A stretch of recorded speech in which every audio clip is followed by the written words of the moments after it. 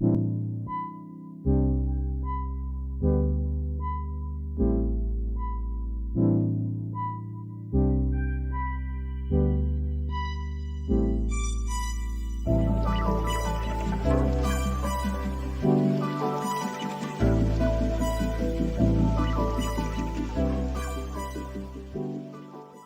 Foxy, it's your birthday. Not for real, just for play.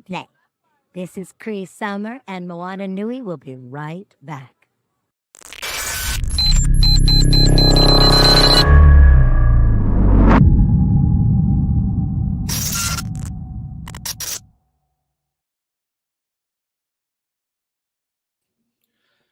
Good evening and welcome to our monthly edition of Moana Nui After Dark presents Whatcha Watchin. This is our recap, X-Men 97 Part 2. We will be discussing the entire first season of the show.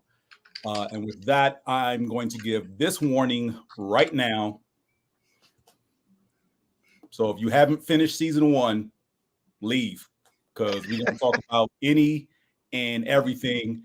Leave the camera up, keep watching us because we like the views, but walk away from your computer. This is it. Spoilers. All of them. Maybe even some stuff in the season 2 teased. Teresa, Furious, how y'all doing this evening? Great. Humanity has got to go. I knew you was going to start there.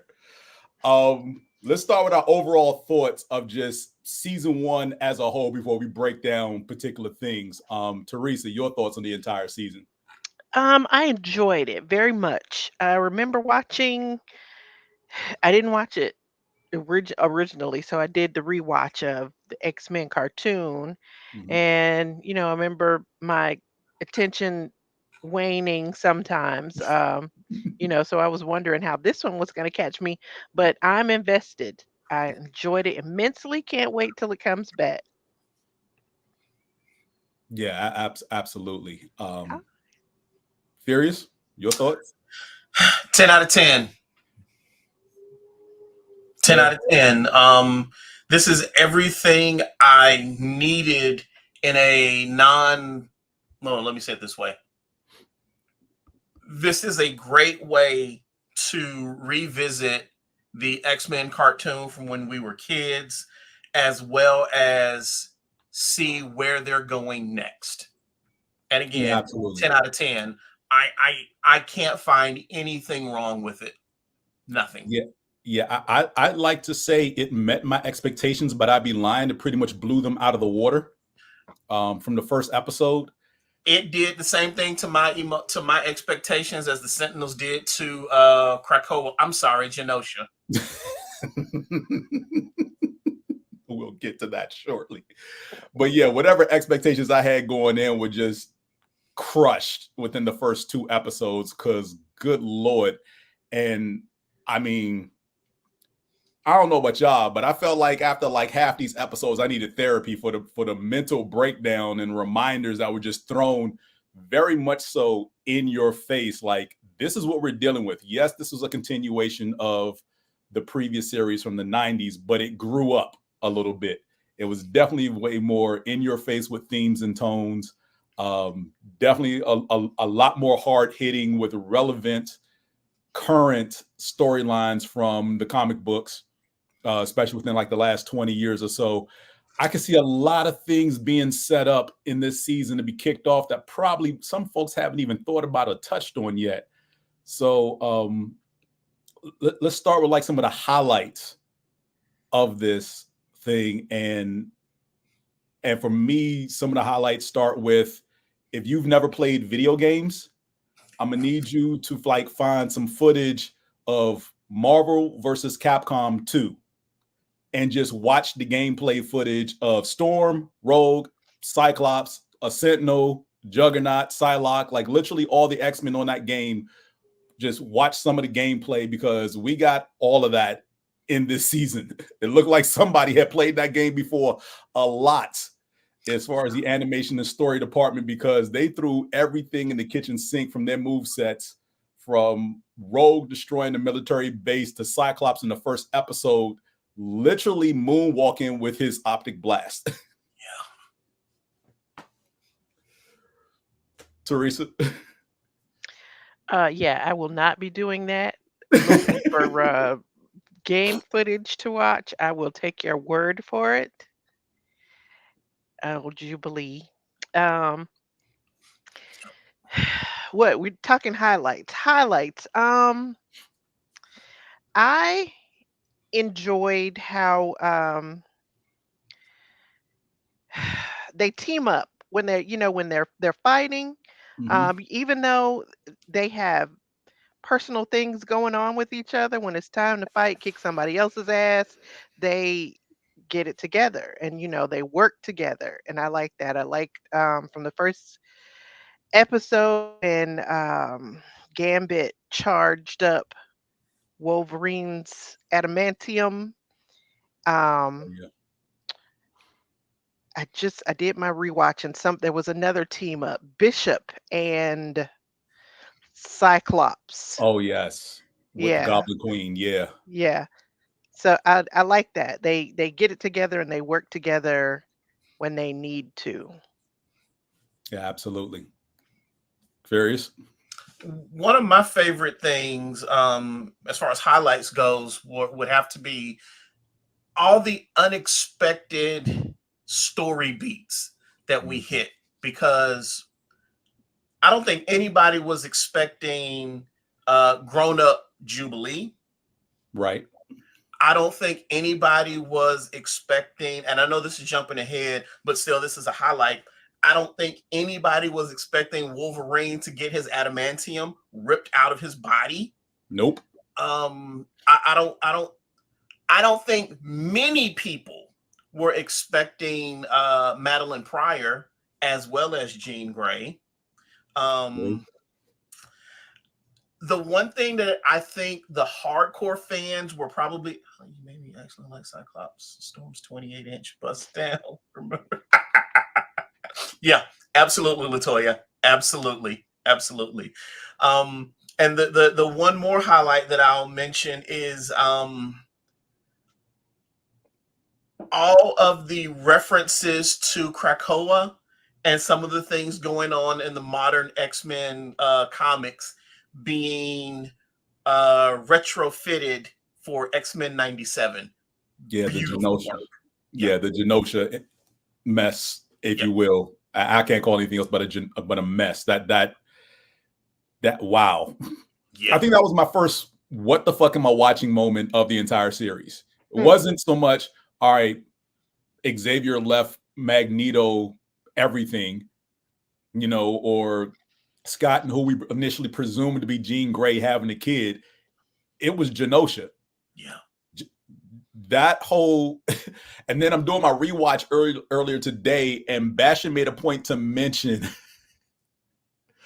the 4,621 seconds he gave Genosha, which was an accurate count of the beatdown that he put on that island nation to the second. Yeah.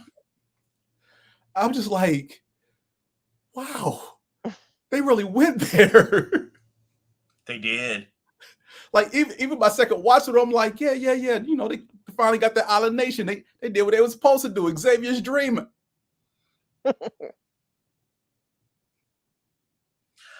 What's happening? See, this is there are lots of times where I needed a safe word with this show, and it didn't give me one.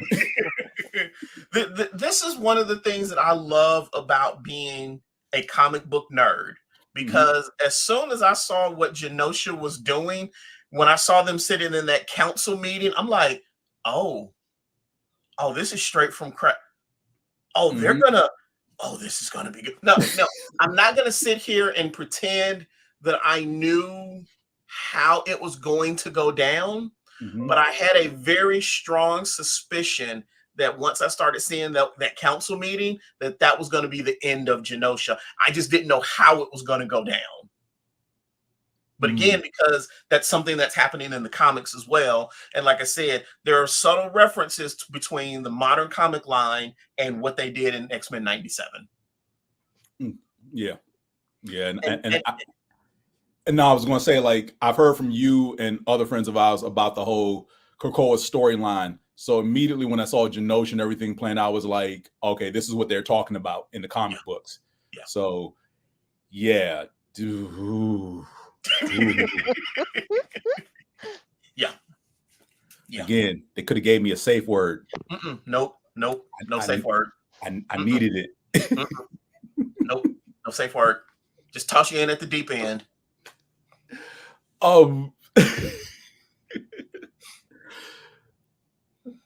Like, so let's jump ahead because we're going to do a lot of jumping around the show because there's really like any point that we can start with. The final 3 episodes was a 3-part finale called Tolerance is what was it? Tolerance is Extinction. Extinction. Thank you. Tolerance is extinction. And the first part is Bastion activating dormant Sentinel program in about half the population of the world, basically. Yeah. And just attacking every mutant on sight. Yeah. Like what? and no, I'm sorry. Go ahead, Teresa. Oh no, I wasn't saying anything. I already told James I don't have to remember those episodes. So go ahead. One of the things though that I loved was even with it being Bastion, the fact that Bastion isn't the big bad. He's just, well, for this season he was. He's not pulling the strings. Fair. The fact that they went with Nimrod as the person who's pulling the strings and dealing with Bastion in the past as a sleeper sentinel, oh, that was just beautiful. And one thing that I saw online afterwards, and I don't know if anybody really caught this, but in the opening episode, some of the Sentinel sleepers that we see during the final are there. Yeah. But, you know, at that point in time, they're just normal humans. They haven't awoken. They haven't been awoken yet. So they just look like normal humans. And the picture that I saw, somebody took. Absolutely. Yeah. The picture that I saw was somebody took that original opening intro, and then they took each human that was there and put their Sentinel version right in front of them. And to me, that was just beautiful because I'm sorry, I tend to skip the intro because I want to get right to the action. So I didn't even notice that. So let me take that a step further with the intro for every single episode. So everyone talks about how the intro was different as far as the lineup of the characters, right? Let's go one step beyond that and what people also missed in the intro. Not just the lineups were different, but if you truly pay attention to... I know. If you truly pay attention to every scene going on in the intro, you will see foreshadowing for the episode and flashbacks to the original series. There are scenes from the original series in several openings throughout the entire season because, again, no 2 openings are the same. And I'm not talking about the character rollout. I'm talking about the actual scenes they put in there. Well, there are different scenes in each one. I figured that would be their replacement for previously on X-Men. Even though they still did previously on X-Men in every episode. Because we saw a scene of, in one episode, after Charles comes back, he's doing a little mind thing, and behind him is embossed Emma Frost and Sebastian Shaw, and she slams the door shut.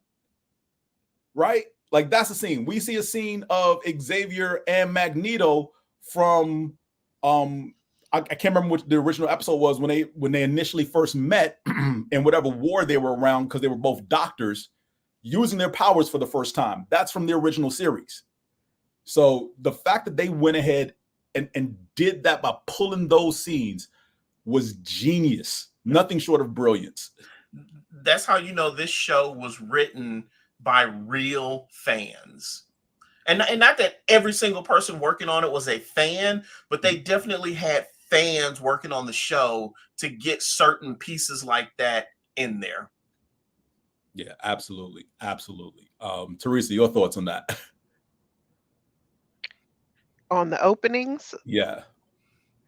I mean, I agree with what everything you said. Now, of course, I didn't. I watched the intros every time because Mhm. what I was watching for was the lineups. And I'm watching just for myself to be like, yeah, yeah, yeah. Uh, of course, I didn't pick up any original series clips, but Mm. I'm kind of prone to skipping intros too. But I learned early on that I couldn't do that. So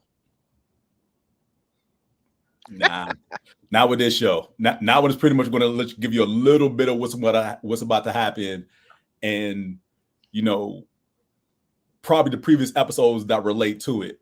I know one of the other things that was in the latter episodes was the beginning of the one of the season finales for the original series was what was it something beyond space and time or whatever, where Apocalypse steals Cable's little time traveling computer to go back and through time to try to rewrite it, only to get bumped out of time by Bishop and kidnap a whole bunch of psychics. Like that instance in which Cable's fighting Apocalypse in the future is in the intro of one of the episodes. So Yeah, okay. See, now when I go back and do my rewatch this time, I'm not going to skip the intros. yeah, don't skip the intro on your rewatch. Definitely pay attention to the intros because yeah, there are some scenes that are the same, and then there's like, all right, we're going to stray away from what you think you know about the intro and throw some scenes in here to mess with you a little bit. You're looking like, okay, maybe the first episode is probably a 1-to-1 reshot of the original series. Everything after that,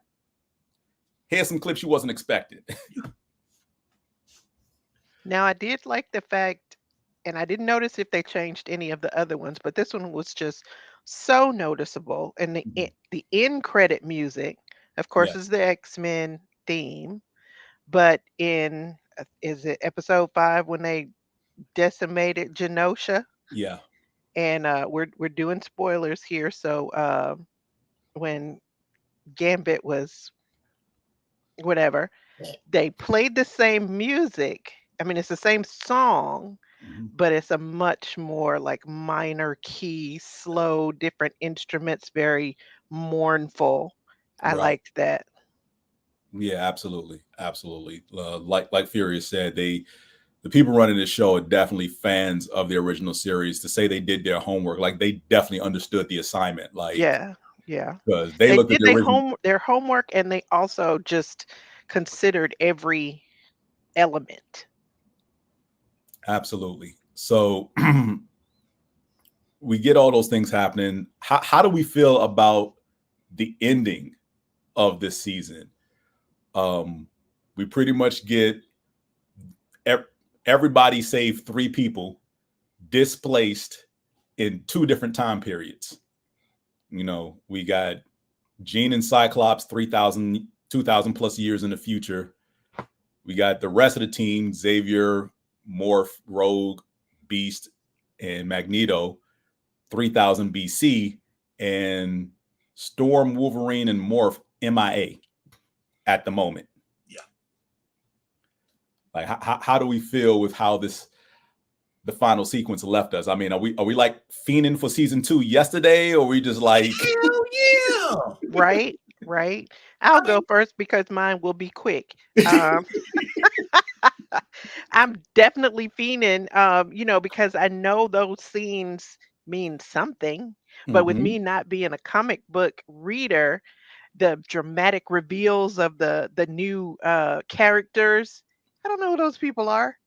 So I'm anxious to learn who they are and why that was such a dramatic reveal.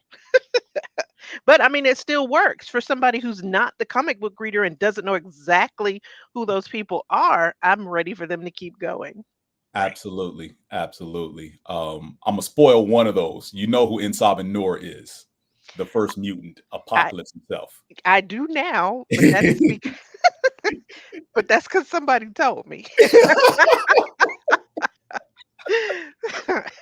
So we got that little ringer, and I was expecting a little bit.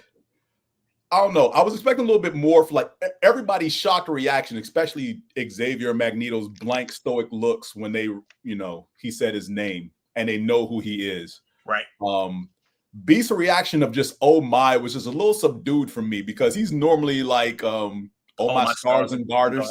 Right. So when he just went oh my, I was like, okay, is Beast shook or what? Do we get yeah. Like right, he's at a loss. He ain't got nothing, just oh my. Well, but I think it goes to, I guess it depends on why Beast is so shocked, because the X-Men are no strangers to time travel. Mm-hmm. There's time travel all throughout the comics and all throughout the original original run. Mm-hmm. But the thing though about Beast and them in the past is, number one, you got in Sabanur before he becomes Apocalypse. Right. And two, if I'm not mistaken, the city that they're looking at under the bubble is Kang the Conqueror's city. Yeah, there's been a lot of that going around. That is the general belief. Now, depending on which storyline they go with, because depending on who's writing, Kang the Conqueror is a descendant of Reed Richards. Mm-hmm. At one point, I think he was also a descendant of Tony Stark. Mm-hmm. And there's another prominent story that sticks out in my head. I can't remember the specifics, but so it'll be interesting to see where they go. And is Kang the one who rips them out of time, or is Nimrod doing it? Are they working in conjunction? Because I have a feeling that the team that's in the future is in the future with Nimrod. Because we see that Cable is a little kid, but obviously Jean and Scott know who he is. I don't know if the rest of that group knows who he is, because we haven't seen Bishop yet. We have. Well, no. I mean, in the future. In the future, no. Yeah, well, we haven't seen Bishop in the future since he initially left to come back and stop Kelly from being assassinated. Right. Every time we see him, he's just coming back to the present day to stop something else from happening. Right. The real no, Latoya. It is the real Cable, but it's Cable. He looked like what did he look like? He was maybe 12 or 13 years old. Yeah. Yeah. So it's Cable as a kid growing up. Mm-hmm. But yeah, so who ripped press the button. Who ripped them out of time and displaced them? That's going to be very, very interesting. That is possible. I don't remember Apocalypse ever having any time travel technology. Again, for this show, for the purposes of this show, it is very possible. We don't know who it is. It could literally be anybody. That is very true. Apocalypse exists all throughout time. That's something we learned when he was kicked out of time by all the psychics without a chance to return. Yes, Cable does have a clone. So we don't know who's yanked them yet. Yes. You mentioned the city, Ramatut, an alias of Kang. Thank you, Ramatut. That's what it is. Could be him. Could be Apocalypse. Could be some. Who knows? But right. All I know is season 2 can't get here fast enough. Right. Yeah. And yeah, if I'm not mistaken, isn't Strife Cable's clone? I thought Strife was the Third Summers kid. Who is Cable's clone? But yes, Latoya, yes, he does have a clone. We're just blanking on which is. I thought it was Nate Gray. Hmm? Is Nate Gray not his clone, or is that just the alternate version of Cable? You know what? Let's do a quick Google search. Cool. Yes, While you're doing that,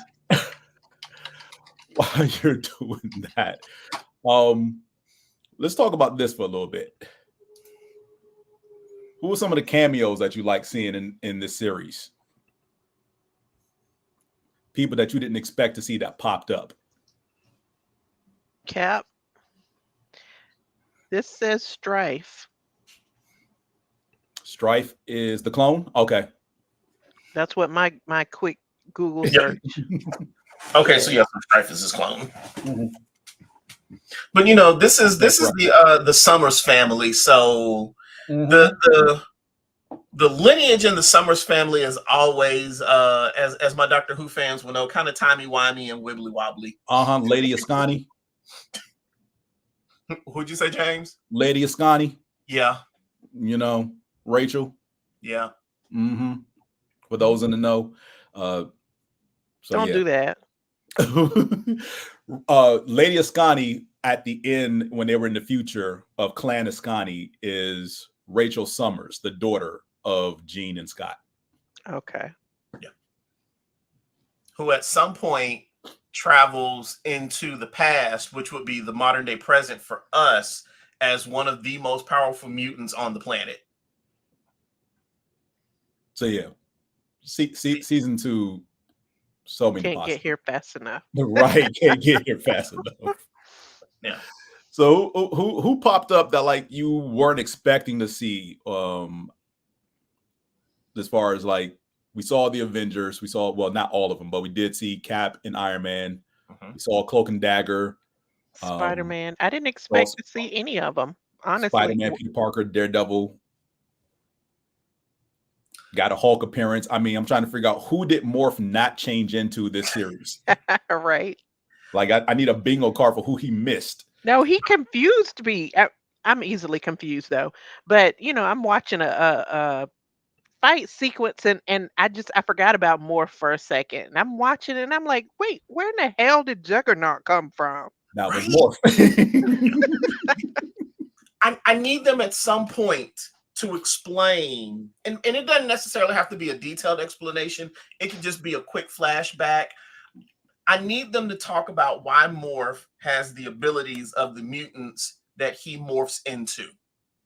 Because in the past, well, we didn't really have Morph long enough to know if he could do that in the past. Right. Well, as far as the show, no, but I don't know his comic book deep dive, and I don't want to get into that right now. Yeah.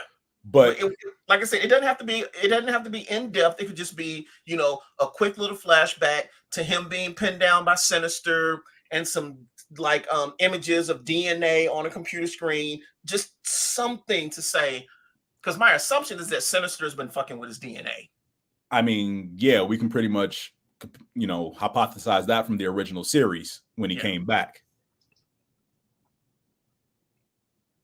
Yeah. Does it now? Okay, I definitely have to go. Okay. All right, Latoya, I've got homework. You got to watch the intros and the outros of all the episodes. Morph shapeshifting is definitely different than Mystique's, because, and that's what I think you're looking for. Because with Mystique, she just changes into other people. She doesn't have any of their abilities or anything like that. She just changes into them. Whereas Morph is mimicking every aspect of who that person is, so to speak. Because I skipped it because I wanted to get.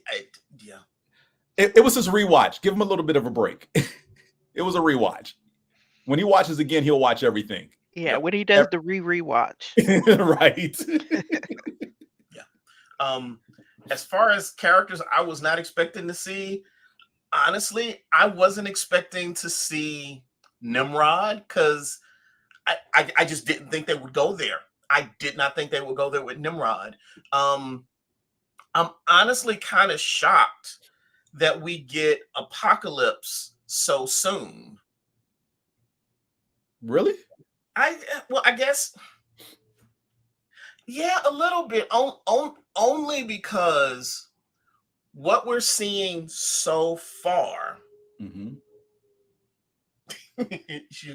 But only because what we're seeing so far, to me, doesn't feel like Apocalypse as far as something he would be trying to do. So it just doesn't feel like Apocalypse. Fair. I guess outside of the other Marvel characters, as far as the X-Men universe, Silver Samurai was a nice surprise, though he didn't do anything except stand around and watch the lights get turned off and the lights get turned back on. I'm like, bro, do something. You got like half a dozen swords at your disposal. Cut something, anything. Omega Red. Omega Red was a nice surprise. Him and that squad. Yeah. Alpha Flight Cool. showing up was a pleasant. I was not expecting every member of Alpha Flight, even Teresa, they're kind of like the Canadian government's version of the X-Men, but they're like sanctioned and licensed and all that good stuff. Gotcha. And the other team members of X Factor. So Multiple Man, Strong Guy. Yeah. We didn't see Wolfsbane though. Now you're just showing off. I know. I'm sorry. It's James. He likes to do that. I don't really. Storm, Morph, and Wolverine were part of it. We know the other.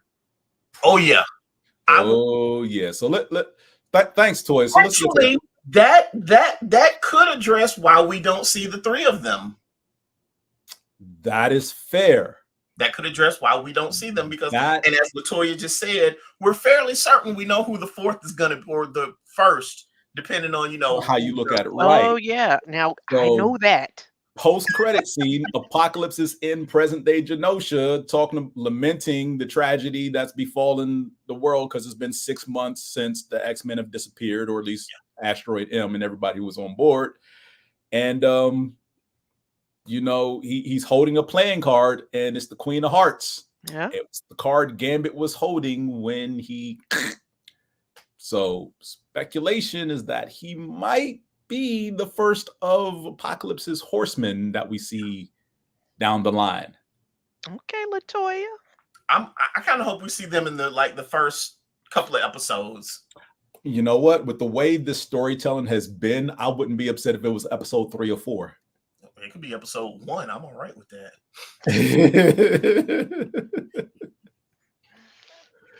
But yeah, the 3 missing: Wolverine, Storm, Morph, and Gambit. Possible 4 horsemen. Mm-hmm. Possible 4 horsemen. And let's just go ahead and just dive into that right now. Just season 2 wish list. Just a little bit. That would be an interesting group. Yes, all of them have been. Well, I know Wolverine and Gambit has, at least from the limited comic book knowledge I have of X-Men. I know they've been horsemen in the past. Mm-hmm. Why would that be terrible, Toya? Why would that be terrible? It makes sense for those 3 who are missing, because we don't know where in time they are right now. Yep. And the presumably dead, I mean, technically dead, I won't say presumably, technically dead Gambit to be Apocalypse's horseman. That I wouldn't put that past the showrunners to do that. And actually, we have seen Storm as a member of the 4 Horsemen for anyone who's seen X-Men Evolution. She was one of the 4 Horsemen in that series. So, so here's something that that Rogue kicked off, and 2 knuckleheads made it worse. And this is probably me reaching. What if we got an Avengers versus X-Men storyline somewhere in season 2? Because remember, when Rogue went looking for Gyrick to find Trask, she runs into America's top cop and basically yeets his shield halfway across the country. Mm-hmm.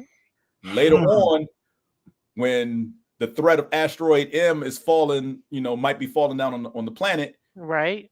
Flanking President Kelly on either side are Iron Man and Captain America. Not out there doing anything. They just in the bunker. But you also got a brief little glimpse of Spider-Man.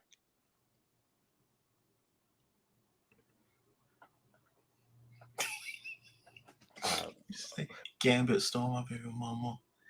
actually, that would make a damn good 4 Horsemen. It would. You mean evil Wolverine? Wolverine. I mean, we have that. It's called Sabretooth.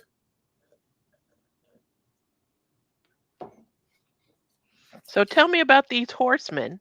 Should I be worried? With those four, yeah. Okay. I mean, honestly, with any, well, yeah, we won't go into others, I but mean, yeah, look what he did for Angel. because that's one thing that Apocalypse is known for, is enhancing the powers of his followers. Like, if you are a devoted follower and you pledge your life and allegiance, whatever your mutant power is, he will amplify it. And I'm trying to figure out how you Wait a amplify minute. Omega level mutant. What if Kang the Conqueror is the alien technology? Because remember, one of the things that makes Ensabanur into Apocalypse is some alien technology that I'm not sure we've ever got a really, really good history on. The fact that Kang the Conqueror is in the past with Ensabanur, what if the alien technology actually comes from Kang the Conqueror? I mean, would make sense, but is it really alien technology just because he's from thousands of years in the future? I mean, he doesn't look like a human, so they could assume that it's alien. He's still human. I get that. I get that. I'm just saying. Oh my gosh. Again, you asked for you put up season 2 wish list. So my season 2 wish list is that Ensabanur gets his alien technology from Kang the Conqueror, and at some point, the mutant team that is in the past teams up with Ensabanur, and they raid Apocalypse's city, and in the process, Apocalypse gets captured. And while he's captured, he fights off his captors and finds his way into some battle armor. While the rest of the team is trying to figure out how to get back to the present. I got nothing. I'm going to stick with my Avengers versus X-Men storyline. It's all right there. Well, especially since, there's always this whole mutant registration that they always want to do. Yeah.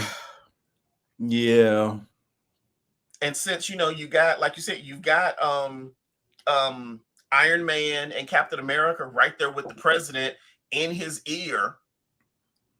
Not doing anything right there. I mean, they pretty much are useless. Teresa, what about you? Anything in your season 2 wish list? No, just keep it as good as it was in season 1. That is my only wish. Well, I will say, from some of the things that I've seen coming out from, reputable news outlets and even Disney / Marvel themselves, is that season 2 is in production right now. The story's already been written. The vocals, I think most of the vocals have been done as far as the voice work. It's just pretty much animating the storyboards and picking a release date. Now, I want them to fix Gambit. How about that? That's on my list. Okay, for everybody who loves Gambit, when he returns, it's not going to be the Gambit you know and love. I know. That's why I said. That's why I didn't say I want Gambit back. I want them to fix him. I want him to be like he was before. In the beginning, it's not going to be the Gambit that you know and love. We will get that Gambit back. Okay. Exactly. Oh man. I wholeheartedly believe we will get that Gambit back. Probably. We need crop top Gambit back.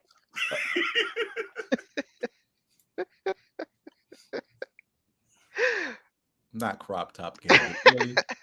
Really? Must we crop top? I mean, why not? Hey, if people want to see crop top Gambit, let them see crop top Gambit. I mean, crop top Gambit missed the first fight to cook beignets. That's my kind of man. I have ever since Huey's closed in Atlanta, I hadn't been able to find any good beignets, so I'm not mad at him. I can't with you too. I just can't at all. Man. Oh man. So I wouldn't mind seeing more of Teresa is fam. As far as something else for season 2, I would love to see more of the war that's going on that causes them to send Cable into the past. And I also want more of the technovirus.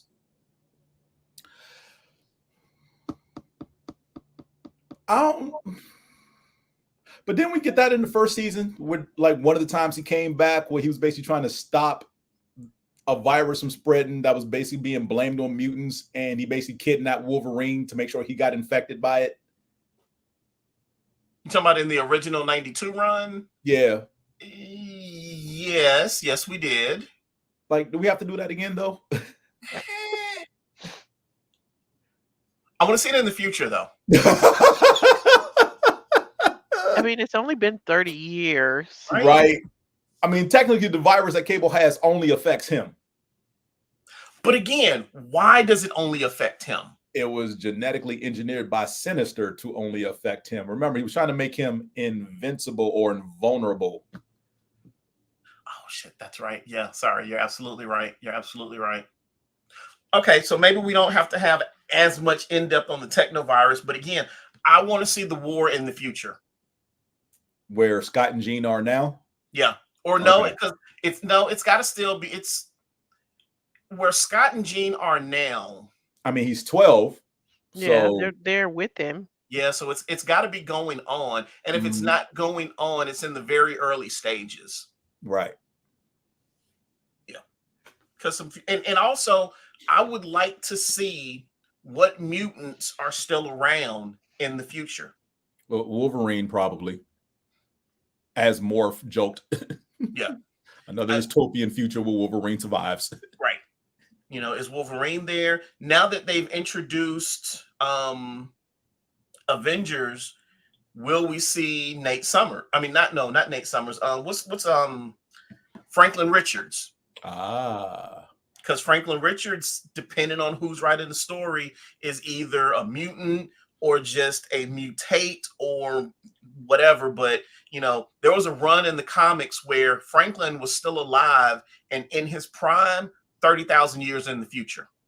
Oh, yeah. Groot was just a tree. Right. Okay. So, do we get to see Franklin Richards? I don't know. But is he again, related to Reed Richards? I'm sorry. What was that, Teresa? Is he related to Reed Richards? He is Reed Richards' son. Okay. Yeah. And basically outlives everybody. Yeah. Because Reed and Sue Storm have two kids. There's Valeria and then there's Franklin.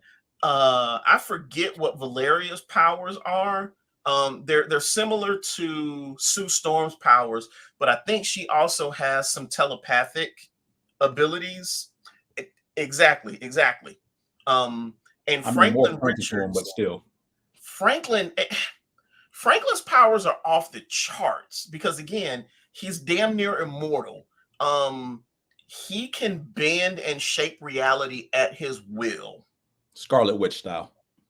More so. Yeah. But so again, just cameos and who we'd like to see. I'd love to see Franklin Richards introduced, and I'd love for them to say that he is a mutant. Fair. And I wouldn't mind seeing what gets us to Nimrod. Yeah. Well, so here's the thing about Nimrod, right? The two-parter from the original run, One Man's Worth, right? It's a story in which Bishop and his sister Shar make a pit stop in present day that's been altered because Xavier's dead in the past. Pick up a Wolverine and Storm who are married, and then go back to try to prevent Xavier's murder, while he still has the use of his legs. Yeah. And the Sentinel that goes back in time to kill Xavier is Nimrod. So, and this is where everything dealing with Bastion is done so beautifully that Nimrod's destruction, and I can't remember what they did after they blew him up, I think. But to have like a piece of him still existing in the past that like got away because it couldn't fully they didn't double check to make sure all the pieces were there before they destroyed it, and infecting a person who basically gets married to a woman, and that's Bastion. Like that is brilliant storytelling of just remembering just that two-parter and still tying it into the future that you all are looking forward to is never going to happen because the dystopian future is going to find a way to make sure it comes to exist. Yeah.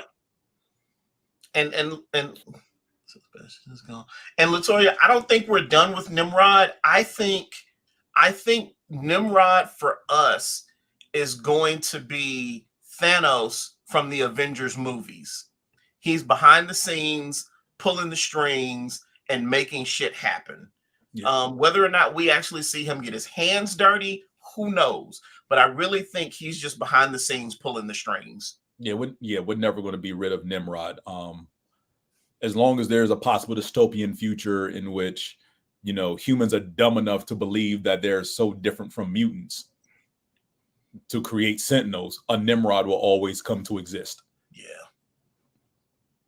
And that's the funny part with all of this, like the dialogue from who is it? Val Cooper and President Kelly. Yes, always around. Yeah. The rhetoric of just, normal people are scared of you mutants.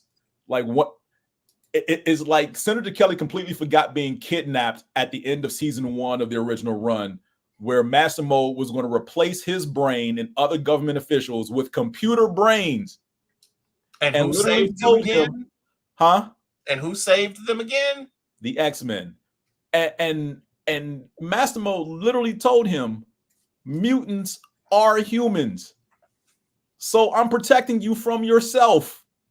And yet they still want to push the nonsense of we need to be worried about mutants because they're different than humans. But do humans ever truly learn our lesson? No, absolutely not. I mean, look, it's a mirror of what's happening today in several places. Just because you can doesn't mean you should. Well, unfortunately, there are people with money who want the nerds to do stuff that they shouldn't do, and the nerds just want to get paid sometimes or just continue their research to its ultimate extreme. Man, if I had a research budget, no, because you also want a flame-throwing dog, so no. If I had a well-funded research budget, man, I'd never go outside. I'd be in the lab 24/7. And I would need a bunker nearby wherever it is you're experimenting because you would set some ish loose on accident to screw with humanity. And I don't want to be caught in that nonsense. So wait, I have to ask, why do you think the bunker being near my research would make you safe? Because it ain't going to turn on you and I need to be close enough to where you is and not get hurt by it. I know you would program a fail safe to make sure it don't come back on you.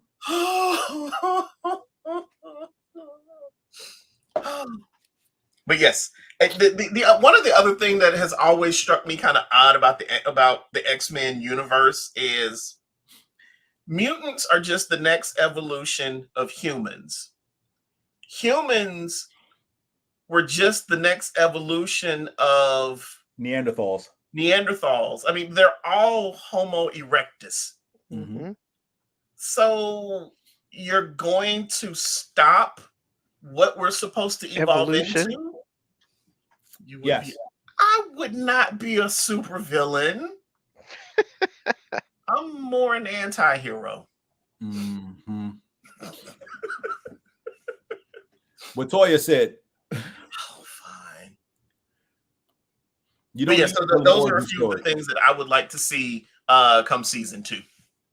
Okay. But humanity still ain't going to get it right. One of the things I did catch at the end, and this is hilarious.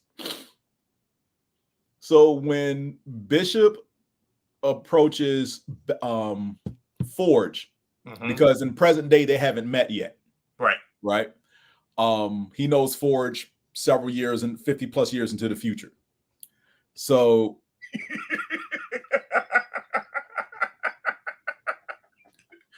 if you're listening to the background noise before Bishop walks in, you hear that Graydon Creed is closing in on the polls against President Kelly for election of president. Yeah. I found that very interesting that Graydon Creed actually bounced back from his parentage being outed in the original series. Yeah. Because he was one of the lieutenants in the Friends of Humanity. So they found out who his mama and his daddy were. And for those who don't know, his mother's Mystique, his father is Sabretooth. And he was born a normal human, no powers. Yeah. Which that's kind of interesting because typically mutants have mutant kids. Typically, but I mean, I wonder. But also, he's got some latent mutation. That's what I was thinking. He looks, because again, when you look, if it weren't for Jean, for example, when you look at Jean or if you look at Storm, they don't look like mutants. Mm-hmm. If they were to never use their powers, they'd just be normal humans. Yep. Right. What if Creed does have some mutation that we've never seen? He might need something to set it off, or Right. Because typically your mutation happens during puberty because of some trauma. Right. What if his happened, but no one was really around to see it? Then he's doing a good job of hiding it because to have a shape-shifting mother and a father with savage, heightened physical abilities and a mutant healing factor that's not as strong as Wolverine's. I mean, congratulations. So yeah, that would be that. I wouldn't be the least bit surprised if it turns out that he's got some latent ability that we've just never seen. I wouldn't either, because those are the ones who usually go the hardest. Yeah. Who have something to hide. Yeah. True. Or maybe he's just butthurt because, you know, I got parents of mutants and I couldn't at least get some powers out of this. There's that as well. But I did find that interesting that they threw his name in there as running against President Kelly for the upcoming election. Like, wow, that's where they went with that. Like, but then again, the question that I would ask is how much time has passed between us learning who his parents are and him running for president? At least a year and 6 months. With everything else that's been going on, I could see people not remembering that. That is fair. That's what I said, because like the series starts, you know, a year after Xavier's assassination, right? And all of this takes place over, well, let's call it 3-4 months. All this stuff takes place over, and then the final scene that I talked about between Forge and Bishop is 6 months after the asteroid. So let's just call it 2 years. Fair. From the end of the previous end of the original run, and I can't even remember what season that episode was in. That part. So at least 2 years. Yeah, that's long enough for it to be out of the zeitgeist. Well, the Friends of Humanity still know. So if we go into season 2 and he's running for election, the Friends of Humanity don't out his parentage. I mean, unless, you know, he's got somebody with some guns pointed at some heads. Fair. I mean, hey, he got naked photos of somebody somewhere. Either that or, you know, he's got him sedated and in remember the blood bank in the Blade movies? Oh gosh, shut up. No, I'm saying not that he's using them for blood, but maybe he's just got them, you know, in some facility somewhere sedated. I said what I said. Problems. I said what I said. You and your extreme hypothetical deep dives. And where's Blade? Be patient. We got King T'Chaka. We didn't even get T'Challa. I know. That kind of, again, the timeline, it makes sense that it was T'Chaka and not T'Challa. Mm-hmm. It makes perfect sense. But that was nice. I was like, all right, okay, Wakanda. True. You know, because maybe we get, I don't know that do we have any mutants that have ever popped up in Wakanda? You would know better than me off the top of my head. I don't know. I don't think so. That would be interesting. Wakanda's first mutant introduced in X-Men 97 could be interesting. Oh, very much so. Maybe who was Storm's nephew from X-Men Evolution? Spike. What if he is her nephew by marriage and he's a Wakandan? I know this is just grasping at straws at this point, but I mean, he was thrown into the comic books because of that show. Right. So, any other things that stand out for the series you want to touch on?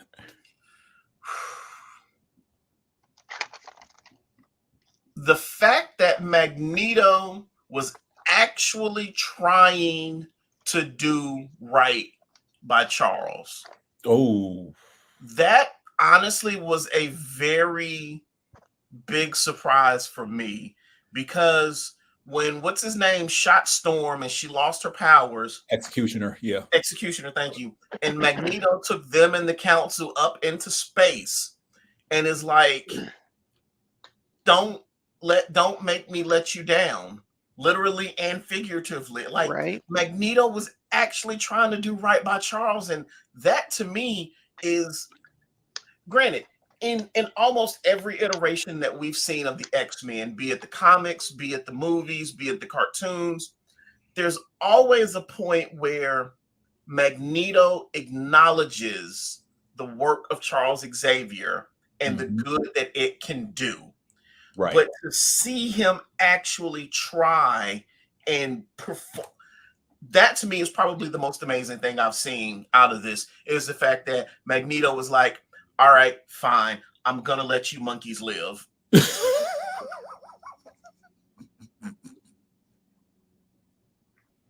Because again, as far as he's concerned, he's not a Homo sapien. He is Homo superior. Oh my gosh. As far as he is concerned, he and his brotherhood are Homo superior. Which I am a little surprised, aside from Morph changing into any of them, and then a flashback that involved a human form Mystique and a knocked out Avalanche, we did not see any of the Brotherhood yet. So far, yes. Yeah. I mean, Morph did turn into Juggernaut and the Blob. Right.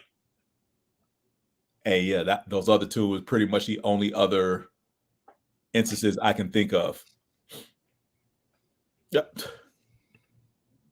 Toya? Who's the supervillain here? Probably me. I mean, So Teresa, let me ask you this: as the person who's not much of a comic book reader,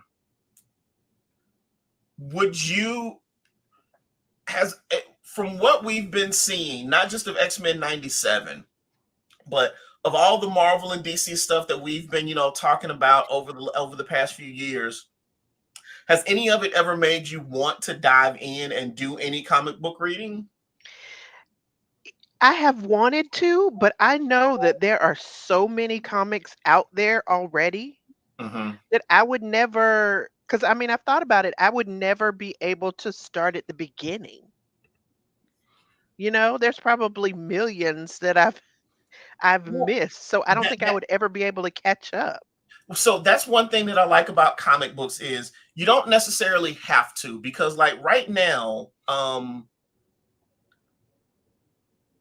I've mentioned Krakoa a few times. Krakoa is a living Krakoa in the comic books is Genosha from X-Men 97. And in the comics, Krakoa, there's the fall of Krakoa, and a lot of people have died. I won't necessarily say how many people have died or who they were, because we're spoiling X-Men 97, not necessarily the comic books. But in the comics, a lot of mutants, X-Men, Hellfire Club, Brotherhood, a lot of mutants have died. And this summer, we're going to get a relaunch of the X-Men comics. So every so often, the X-Men universe in quotes, is destroyed, and then there's an event that happens typically during the summertime. Sometimes it's in the spring, but usually it's in the summer, and then you get everything not necessarily starting over from scratch, but starting over from Xavier has the team of the X-Men, and they've been around and people know who they are. You've got your established characters always come back. Like even though we haven't seen Iceman, for example, we haven't seen Iceman in X-Men 97. Yes, no.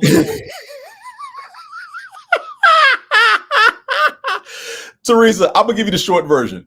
If there's a particular story you want to read about that the series has made you interested in, you can always find the trade in which you don't have to worry about how many issues you got to read. The entire story is condensed for however many issues made up that trade. Now, it may be 1 or 2 trades you have to read, but it's an easier way to get a hold of that story, and it'll encompass.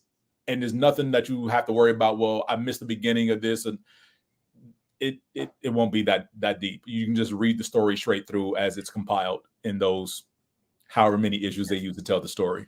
And typically what they'll do is if you get to it, and typically in the trades, they will reference, like if something happens and you're like, what the hell are they talking about? They'll reference the other comic that the thing happened in.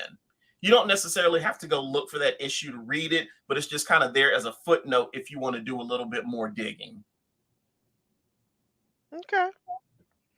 So yeah, don't be worried about jumping in. Sometimes, look, I have jumped into the middle of plenty of series and was like, this would be interesting to see how it started. And after a while, depending on how many stores I have bookmarked in my browser, I'll go to them and be like, hey, can y'all still get issue 1 of this comic? Yeah. But the runs are always restarting every year and a half now. So yeah, but I have considered that, but it starts to swirl in my mind how many stories there are, and then I get overwhelmed and I shut down. But I mean, on the plus side, one of the things that I like about X-Men 97 specifically is you don't have to have a whole deep lot. comic history, because they do a good job of explaining the things that need to be explained, and the things that don't, you might get a little bit, like Asteroid M, for example. They didn't go into any extensive detail about Asteroid M, but you kind of figure out it's Magneto's asteroid and it's where he goes and does some shit. They do a pretty good job of getting you to realize that just from the storytelling. Yeah, it was real dumb of them to shoot down an asteroid that he's keeping afloat with his powers. That part. What did they think was going to happen? Yeah, this thing that's floating above the planet, let's shoot it down. Oh, wait, if it crashes into the planet, it's going to cause a second ice age. But we had to shoot it down because we're scared of mutants. The hubris of humanity. Right. Like the whole rationale of government decisions through this entire run was just dumb on top. Wait a minute, never mind, real life. Shutting up now. Exactly. That part. Yeah. So I do want to ask this question. What did you think? Best Superman moment. Wow. So by this, yes. So for those who have seen the Justice League cartoon, at the end when Superman fights Darkseid, for the last time, he says something to the effect of, what we have here is a perfect opportunity for me to cut loose and show how strong I really am. And proceeds to punch Darkseid literally from one end of Metropolis to the other to truly show off his true power. So that's what I mean by Superman moment. Who do you think had the best one as far as truly showing off the extreme range of their powers? Do I get to go first? Go ahead. Magneto. Of course you would. He went to the poles and he shut the planet down. I mean, depolarizing the planet is just Tuesday for him. I mean, the fact that, well, no, actually, it's one. It's 2, honestly, for me. Mm-hmm. The fact that he triggers an EMP at the North Pole that shuts down everything electronic on the planet, and the fact that he is able to take the adamantium that's on Wolverine's bones, convert it to a liquid, and yank it out of him. While keeping an asteroid afloat. Exactly. Because granted, I've always had issue with that because when it happened in the comics, I'm sitting there thinking to myself, and again, the nerd and the comic book nerd and the real nerd in me are always at odds. Because how do we Well, know one of them needs to shut up. adamantium is magnetic? We don't. I Just because actually it's thought of metal, that too, but just because it's I'm metal like, doesn't mean it's magnetic. yeah. Also, if One of your internal nerds talks too much. They need to if shut he up. can destabilize adamantium and convert it into a liquid, what else can this motherfucker do? Because that is destabilization at a molecular level. Mhm. And again, he's an omega level mutant, so there should be no surprise that he can do all kinds of shit like that. But it's just the fact that this man destabilized metal at a molecular level and ripped it out of his body. And if it weren't for his healing factor, he'd be dead. Well, like he told Xavier in his mind when they were reminiscing the time they met in that bar in Germany, metal bends to his will. So why would, and he's an omega level mutant. So why wouldn't he be able to control it on a molecular level? I hope Peter Parker. What? I'm not putting that up there. Yeah, no. Okay, I gotta go out to see it then. But yeah, so those would be my two: are Magneto ripping the adamantium out of Wolverine, and his EMP that essentially destabilizes all the electronics on the planet. Because you have to imagine planes crashing, trains crashing. We cut to that scene of Doctor Strange performing surgery in the dark. The number of people that he probably killed by doing that. But again, Genosha. Yeah. I mean, I don't blame him. Again, you see my tagline, Magneto was right. I mean, look, after the episode aired, everybody posted Magneto was right. I think half my timeline the next day was Magneto was right. Yeah. What about you, Teresa? Well, the first thing that came to mind, of course, it's not as you know, impressive, if that's the right word, shocking, as Magneto. I mean, Rogue was certainly driven to some, you know, emotionally driven to show what she can do as well. Yeah. So, you know, including yeeting Cap's shield off into the side of a mountain. Well, his hands was tied, so he didn't need a shield. Right.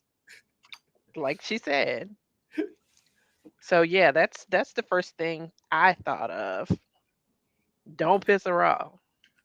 Oh no, she was good and pissed for the fact that bunker she broke into, they said the Hulk shouldn't be able to break into it. Right. First of all, when has the government built anything that's kept the Hulk at bay in Hulk form? Banner, yes, and heavily sedated. But once he transforms, when is the you think Ross would actually know better? You would think. The like you said, what you said, the hubris of humanity. Yep. And you know, specifically the hubris of man. Right. And he's a big 4 or 5 star general, so of course he knows. Thaddeus Thunderbolt Ross. For me, again, as Toya said earlier, y'all made me care about Cyclops, episode 1. Dude, just everything he did in episode 1, from saving Roberto, that entire fight sequence against the Brotherhood, and then when the Sentinel pretty much yanked the jet apart and he basically shot off its arm and its head. And of course, he did the little landing thing. I know the physics involved with the landing, it should not be possible. Tell one of your nerds to shut up, Furious. But it was still cool to look at. I got no problem with him doing that. Again, your nerds like to argue over stuff. I got no beef with him doing that. The physics behind that make perfect sense to me. But again, I keep saying Cyclops in the comics is not as pitiful as they made him look in the original X-Men 92. True.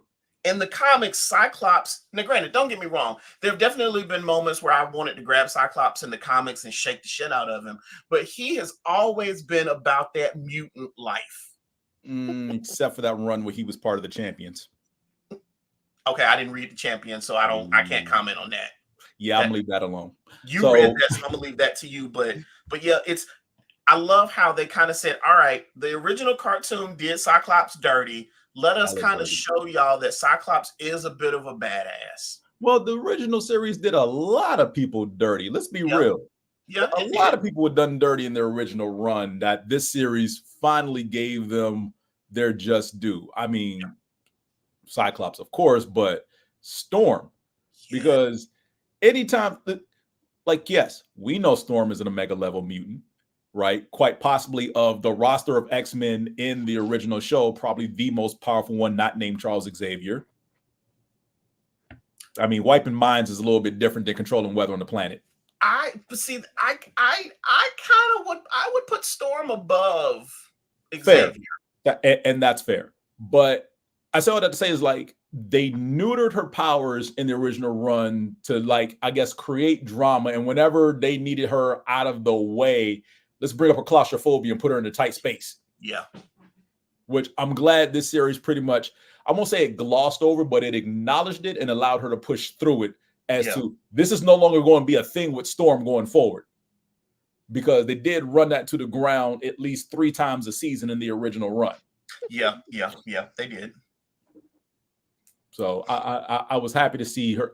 And like you said earlier, actually letting Jubilee grow up. Yeah.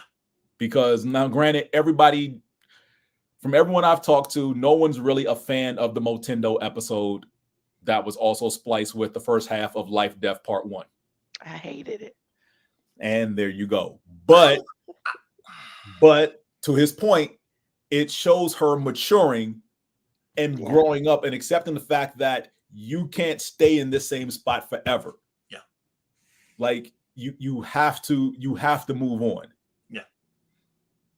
It also gives us a glimpse of her future figuring potential, out what else she can do besides just having, because I mean, let's be honest, Jubilee's powers, there's nothing impressive about her powers. I mean, yeah, the first run definitely made her powers not impressive, even though they're again taken away from the comic books. If you read her in the comic books, her powers are a little bit better used in comic books than opposed to the series. But again, they wanted a child character, and she was it.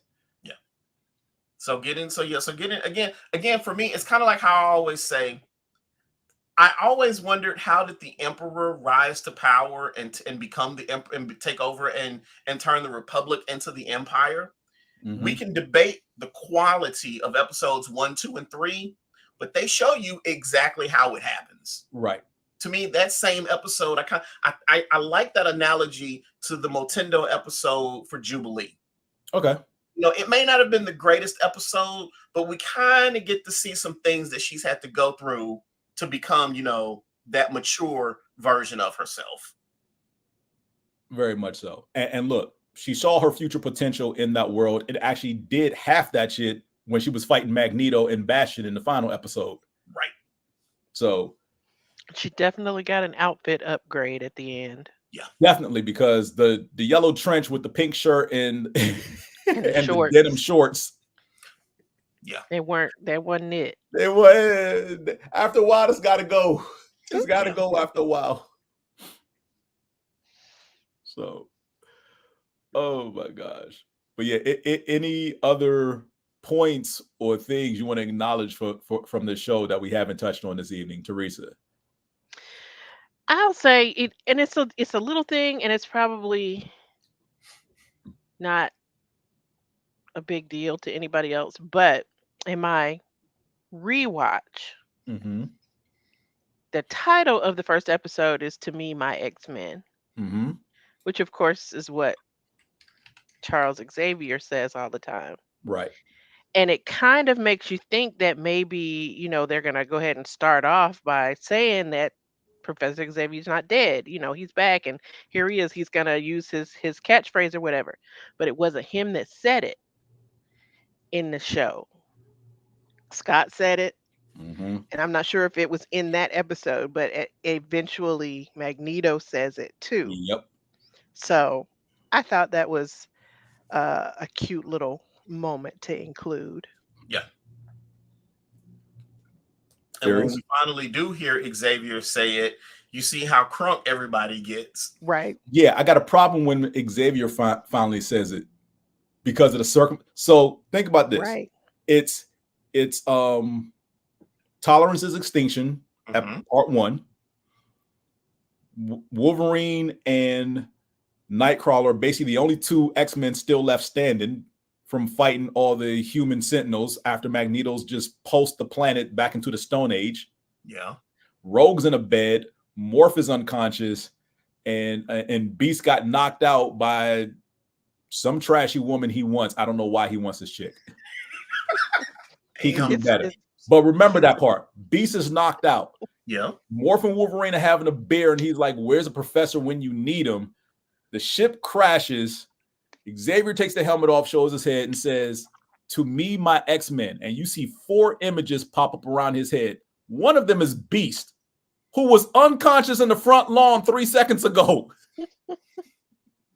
Fair. That was another episode that I almost couldn't rewatch because when another episode dropped, I would watch the one before first and then watch the new one. The one where he's off wherever he is getting married.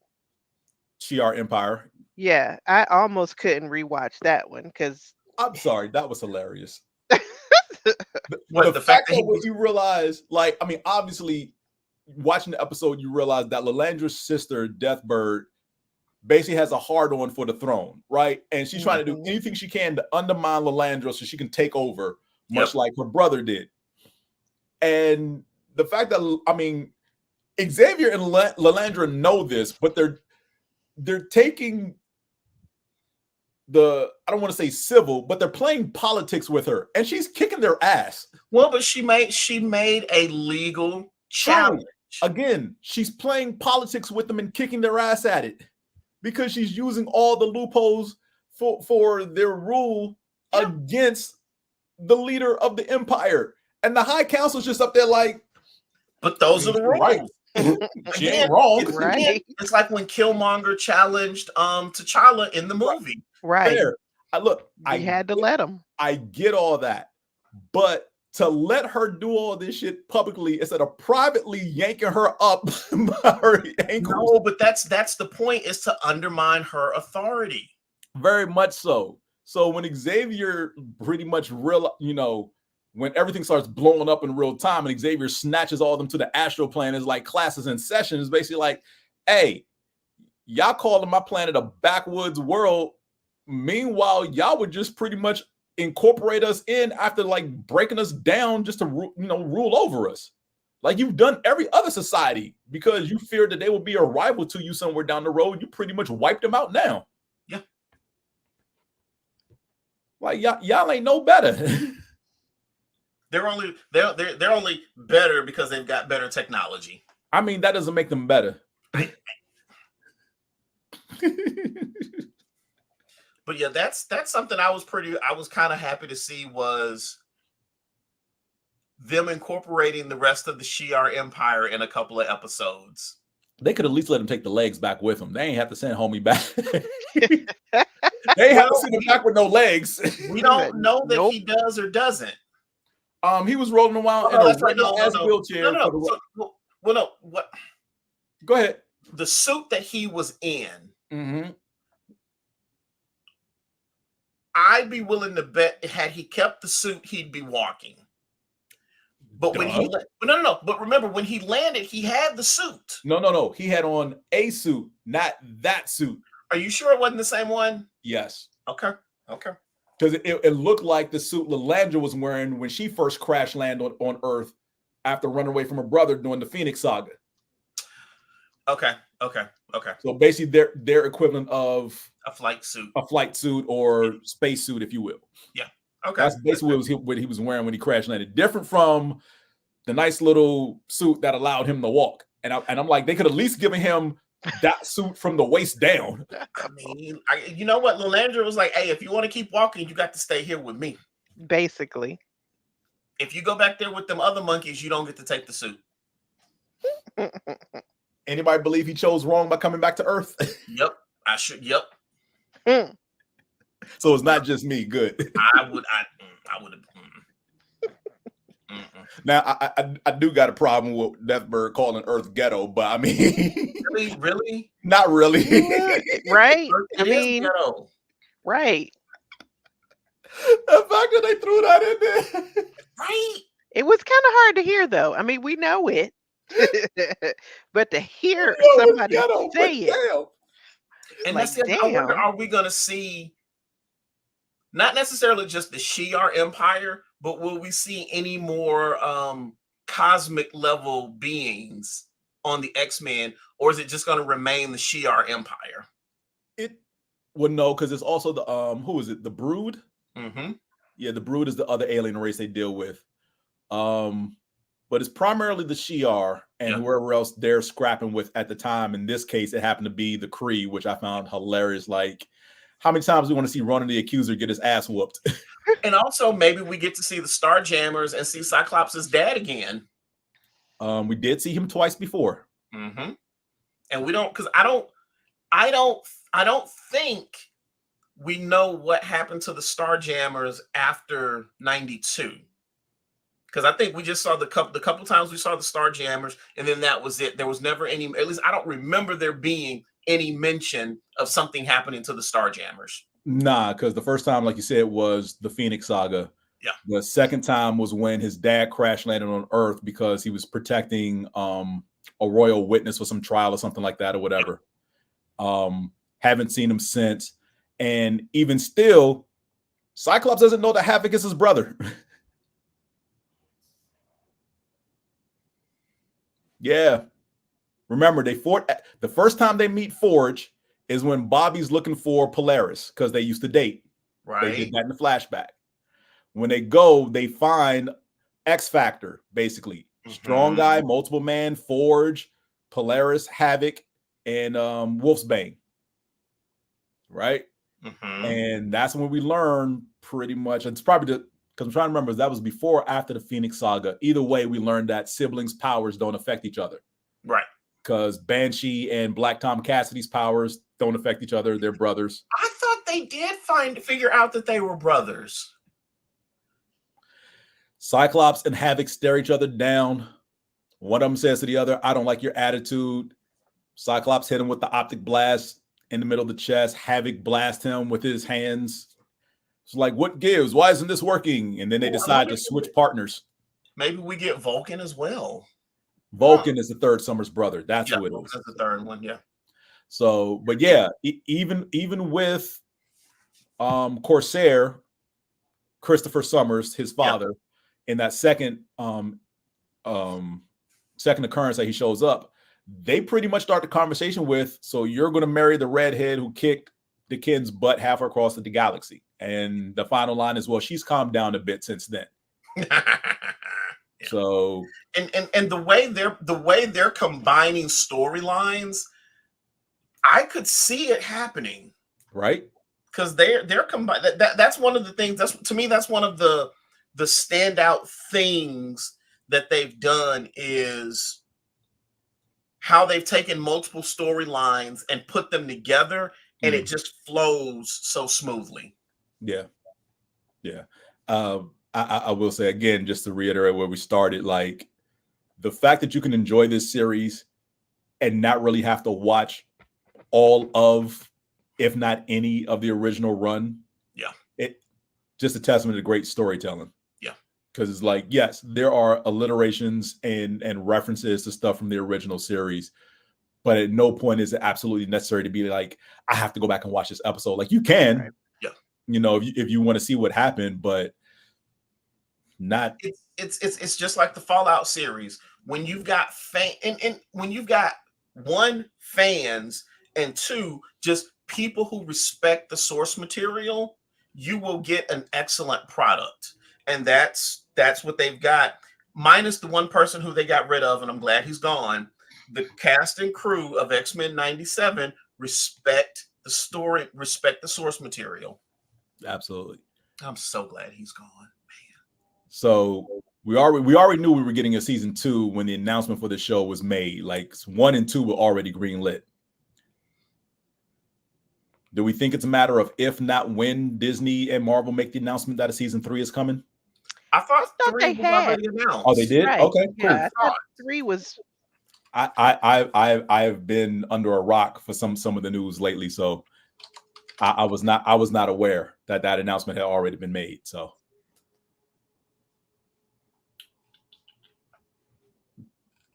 looking it up. Yep. Okay. But yeah, Don't ask me any more questions. No, I'm not. I would say my tagline right now is pretty much the only question I got. Like, how Cap get his shield back? Because again, roll through that joint like the next state over. Right. I was waiting because the mountains were in the backdrop. I was really waiting to see that tiny little impact because it's Right. the dust when it see hit the where side it of the landed. mountain. Yeah, Right. say it just disappeared into the distance. I'm like, Right. Cap's motorcycle ain't gonna make it that far. Season 3 has been greenlit. Yeah, It has that's been what I thought. confirmed. Okay, go ahead and get it cracking. I hope they just go ahead and do 5 seasons like they did the original. I would love it, but the way that top brass sometimes becomes fickle and stupid with animation, and I'm gonna be real, when it comes to animation, American animation and streaming, getting more than 2 seasons is a blessing, because you're like, 1 is pretty much all right, here's the feeler, and 2, the populace could love it to death, but some stupid executive somewhere will hate it because reasons. Yeah. And the show gets canceled, and then this is a outcry of love and admiration for a series. Like, what the hell? Why did the show get canceled? Why'd you pull the plug on this? It's only been 2 seasons. There was so much story to tell. We never got this closed up. Right. If anything, they should look over at how DC did with Young Justice. No. Well, in the sense that the fans, I think, were a large part of why it got a few more seasons. The fan outcry. True, so but unfortunately, it still didn't get its 5th and what I think would have been the final season. Fair, but I'm just saying, if the fans get behind it and let it be known, possibly we'll get more. Yeah. But it's one of those things where you don't know until you ask. True. Or scream and yell and demand. I mean, we can go down there with pitchforks, but it's Florida, and I don't want to go into that state. Not us with pitchforks. No, we'll have to get some other people to do that. Right. The 3 of us, no. No. Because they'll be standing their ground against us, even though all we got is pitchforks. They'll see us at the borderline. Pretty much. You know what? For this instance, you can have a flame-throwing dog and drones. Only for this situation. That's okay. I'll make the most out of it. All right. Final thoughts before we get out of here for the night. Mwah. Chef's kiss. Chef's kiss. Magnifique. Agreed. And I hope they don't make us wait too long for the next season. Yeah, so we were at MomoCon this weekend. That was one of the questions that came up amongst all the other interviewers that we were, kicking it around with. And honestly, I'd say this time next year for season 2. I'm okay with that. And look, I know you're thinking but it was only 10 episodes. Why rush it? Yeah, I'm okay with that. Take your time. Do it right. So, I mean, if we had, like you said, we have this much layered storytelling, I'm willing to wait 12 months or 10 months 10 episodes. For 10 episodes next year. Yeah, I'm willing to wait. I mean, I wait more than a year in between seasons of Doctor Who.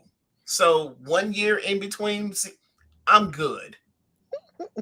Look, I waited a year and a half between the end of Attack on Titan, which they kept stretching out for no good reason whatsoever. other than to create anticipation and sell advertising. On the plus side, at least there are no toys that are a requirement of the marketing push behind this. True. Because if I hear another thing about a show getting canceled because some stupid executive said some dumbass crap like girls don't buy toys, I'm gonna find out where he lives and punch him in the face on sight. And then I'll need violence here. And then I'll need my robotic dog with the flamethrower to cover your exit. We do not condone violence on this show. I'm just saying, people are stupid and they make dumb decisions. All right. Mostly executives who run companies. Right. Well, that's going to do it for this month's edition of Moana Nui After Dark presents What You Watching. Please join us again next month where our topic will be, who knows? Right. Whatever we're watching. Hit us up with all our socials at Facebook, YouTube, Twitter, Twitch, Instagram. If you have any suggestions that you would like us to discuss, let us know. Say goodnight, everyone. Good night, everyone.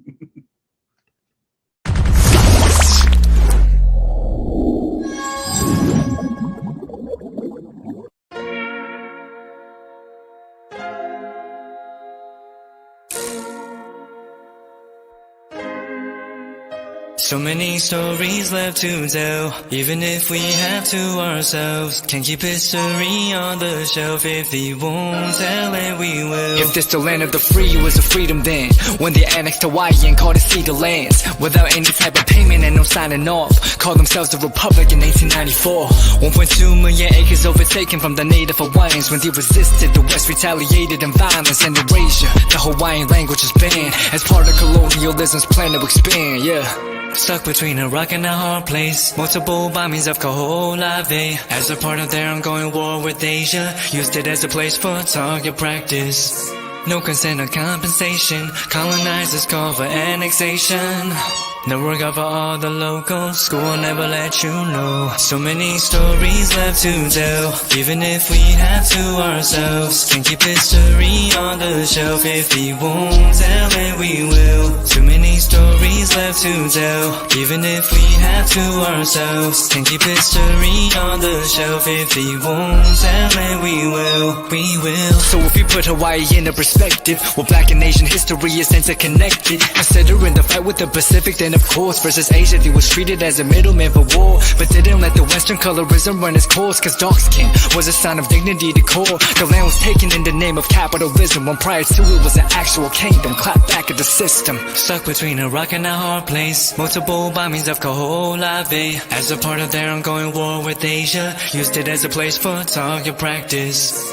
No consent or compensation. Colonizers call for annexation.